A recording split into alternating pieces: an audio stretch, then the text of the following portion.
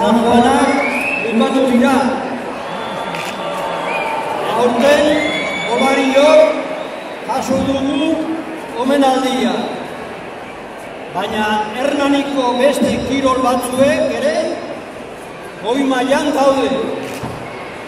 Futbolean, Club Deportivo Hernaniko mutil kadeteak eta neskak ohorezko Euskal Ligara igo dira.